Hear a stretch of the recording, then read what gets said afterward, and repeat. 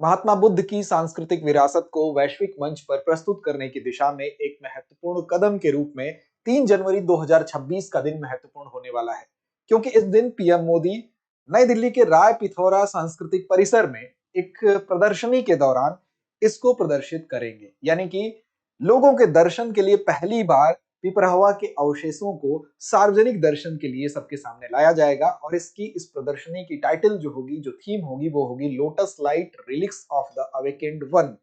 तो आइए देखते हैं कि क्या है इस प्रदर्शनी में खास बात, साथ साथ पिपरहवा अवशेष के विषय में भी हम जानेंगे। तो देखिए, पिपरहवा अवशेष पहली बार इसका सार्वजनिक दर्शन लोग कर पाएंगे, इसीलिए इसी खबर के आलोक में हम बात करेंगे।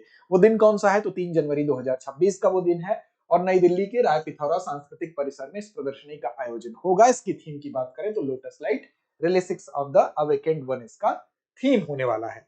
अब पिपरहवा अवशेष सबसे पहले महत्वपूर्ण हो जाता है क्योंकि इसको हाल ही में लेकर एक विवाद भी हुआ था, उसको भी समझेंगे। पिपरहवा अवशेष को पहली बार व्यापक रूप से सार्वजनिक दर्शन के लिए सबके सामने रखा जाएगा और ये सिर्फ महात्मा बुद्ध की विरासत को हम देखें, उसको याद करने की दिशा में ही नहीं, बल्कि इसको वैश्विक मंच का ध्यान आकर्षित करने के लिए भी एक महत्वपूर्ण प्रदर्शनी के रूप में इसको जाना जाएगा। तो इसी खबर के आलोक में हम बात करेंगे विस्तार से, लेकिन उससे पहले आपको बता दें कि दृष्टि आईएएस की तरफ से हम आपके लिए लेकर आए हैं बहुत ही शानदार कोर्स जिसका नाम है GS studio foundation live online course. ये कोर्स शानदार इसलिए है क्योंकि इसकी कीमत मात्र 24,999 रुपए है और ये भी कीमत वास्तव में इसकी कीमत नहीं है, क्योंकि अभी इस कोर्स को लेने के बाद जब आप इन फ्यूचर ऑफलाइन बैच में एडमिशन लेते हैं तो ये पूरी की पूरी फीस उसमें एडजस्ट कर दी जाएगी। ये कोर्स क्यों खास है आपके लिए? क्योंकि इसमें आपकी जीएस की जो बुनियादी तैयारी है, प्रीलिम्स से लेकर मुख्य परीक्षा तक की तैयारी है, वो आपकी बेहतरीन होने वाली है, क्योंकि आपको इस कोर्स के माध्यम से वो तमाम सुविधाएं मिलेंगी इसी कीमत में। क्या सुविधाएं? तो 1250 प्लस घंटों की जो कक्षाएं मिलेंगी, आपको 18 क्लास टेस्ट मिलेंगे, 2 साल के करंट अफेयर्स की क्लास का एक्सेस मिलेगा, साथ साथ प्रिंटेड पीडीएफ मटेरियल्स मिलेंगे, कोई भी डाउट है उस डाउट को आप क्लियर कर सकेंगे और स्टूडियो से लाइव ये क्लास होगी। और ये कीमत बेसिकली, ये भी कीमत इसकी नहीं है। अब इसके लिए और भी छूट इसमें आपको मिलेगी अगर आप अमिताभ इस कोड का इस्तेमाल करते हैं।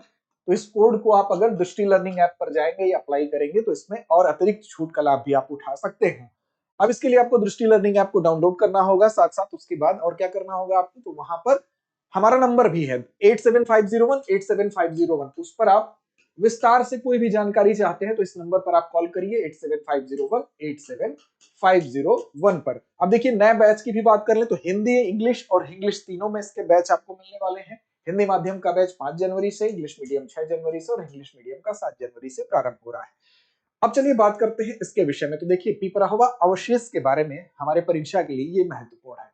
पिपरहवा अवशेष की अगर बात करें तो सबसे पहले तो इसकी खोज कब हुई थी? तो पिपरहवा, पहले जगह को जान लीजिए कि कहां पर है। तो उत्तर प्रदेश में आप जानते हैं कि इसकी स्थिति, इसका तादाद में जो लगाया जाता है वो सिद्धार्थ नगर के पास जो जिला है उसके पास इसकी स्थिति है। और इसका जो यहाँ पर जो उत्खनन हुआ तो सीधा तादाद में लगाया जाता है कपिल वस्तु से। कपिल वस्तु क्या थी? तो गौतम बुद्ध का प्रारंभिक जीवन यहाँ पर व्यतीत हुआ और कपिल वस्तु जो है वो शाक्य गणराज्य की राजधानी हुआ करती थी। तो इसकी खोज कब हुई? तो इसकी खोज हुई 1898 में, 1898 में इसकी खोज की गई। और 1898 में इसकी खोज करने वाले व्यक्ति कौन थे? तो विलियम क्लैक्सटन पेप्पे उनका नाम था। विलियम क्लैक्सटन पेप्पे ने ही इसकी खोज की थी 1898 में, भारत के उत्तर प्रदेश में ही पिपरहवा स्तूप में ही यहाँ पर जो ये अवशेष हैं वो पाए गए थे। आप जानते हैं पिपरहवा में पिपरहवा स्तूप है और वहीं पर ये अवशेष पाए गए, जिससे ये पता चला कि इसका संबंध किससे है? तात्कालीन जो उस समय का कपिल वस्तु हुआ करता था उससे इसका तादाद में स्थापित किया गया। इस खोज के बाद ही ये चीज पुष्ट होती है। अब देखिए, यहाँ पर जो शुरू में अस्थि अवशेष मिले थे, जब पिपरहवा में ये खोज हुई थी तो कुछ अस्थि अवशेष मिले थे, तो उस समय ब्रिटिश गवर्नमेंट थी यहाँ पर। तो ब्रिटिश गवर्नमेंट ने क्या किया कि एक कानून उस समय हुआ करता था, एक अधिनियम था 1878 का, भारतीय खजाना अधिनियम, की कोई भी खजाना मिलेगा तो उस पर ब्रिटिश गवर्नमेंट का अधिकार होगा। उस अधिनियम का हवाला देते हुए पेप्पे ने जो खोज की थी, उस खोज पर ब्रिटिश गवर्नमेंट ने अब सबसे पहले अपने अधिकार में ले लिया और उस समय अपनी कूटनीतिक और औपनिवेशिक नीति के तहत उसने जो अस्थि अवशेष मिले थे वहां से, उन अस्थि अवशेषों को सियाम, उस समय नाम था थाईलैंड का, सियाम के जो राजा थे चुलालोंगकुर्न उनका नाम था। चुलालोंगकुर्न जो वहां के सियाम के सम्राट थे, उनको अस्थि अवशेषों को उसने भेंट कर दिया था। ये उसकी कूटनीतिक और औपनिवेशिक पॉलिसी का एक हिस्सा था।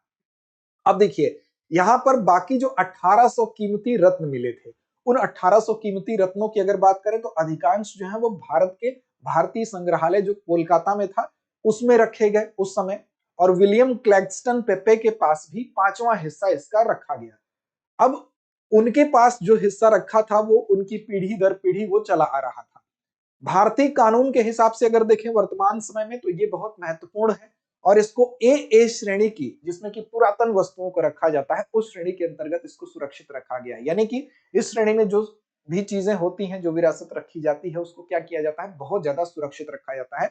उसको बेचा नहीं जा सकता है, उसको किसी भी देश से किसी भी कंडीशन में बाहर नहीं ले जाया जा सकता है, ये तमाम सुरक्षा इसको मिलती है। अब देखिए कपिल वस्तु जो उस समय शाक्य गणराज्य की राजधानी से हुआ करती थी, उससे इसका तादात्म्य कैसे स्थापित होता है, तो पिपरावा में जो पिपरावा अवशेष है उसमें वहीं पर ब्राह्मी लिपि में लिखा हुआ एक लेख भी मिला था, उसके माध्यम से बात स्पष्ट भी हुई थी।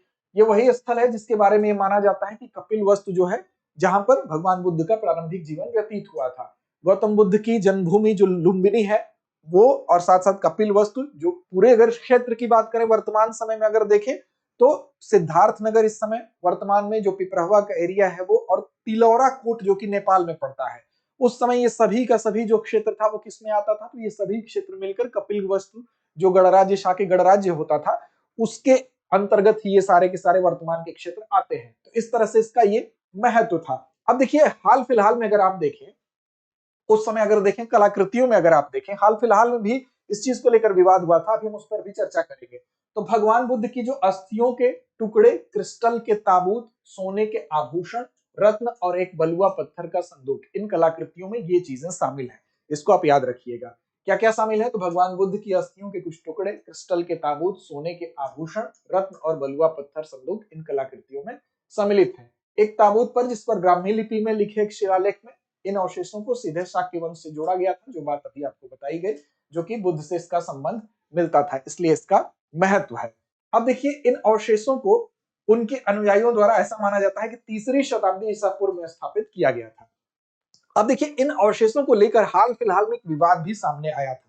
विवाद क्या था, हालिया विवाद ये था कि एक हिस्सा, जो 5वां हिस्सा, जो कि पेप्पे परिवार में था, उसी समय उनको रखने के लिए मिला था, तो वो उसको लेकर अब वो परिवार क्या हुआ कि मई 2025 में उसकी नीलामी करने के लिए सोथबीज हांगकांग में, जहां पर एक इस तरह की चीजों की नीलामी होती है, नीलामी के लिए वो जाना जाता है जगह, तो वहां पर मई 2025 में वो परिवार जाता है। ये बात भारत को पता चली तो भारत सरकार इसके लिए जागरूक हुई, और भारत सरकार और उसके संस्कृति मंत्रालय और उसके जो आर्कियोलॉजिकल सर्वे ऑफ इंडिया, सभी ने मिलकर प्रयास किया। तो भारत सरकार के प्रयास में जो सहयोग था वो गोदरेज इंडस्ट्रीज ग्रुप का भी था, और भारत सरकार और गोदरेज इंडस्ट्रीज ग्रुप ने एक समझौता किया और मिलकर सफलतापूर्वक उसको भारत ले आए। यानी कि जो भगवान बुद्ध से संबंधित जो कीमती अवशेषों का एक हिस्सा पेप्पे परिवार में था, उसको 30 जुलाई 2025 को भारत लाया गया था।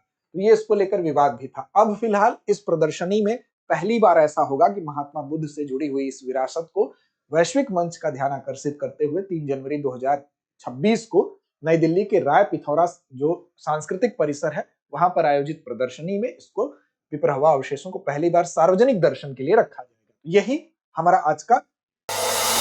अब एग्जाम की तैयारी को और बेहतर करने के लिए हमारे चैनल को लाइक, शेयर और सब्सक्राइब करना ना भूलें।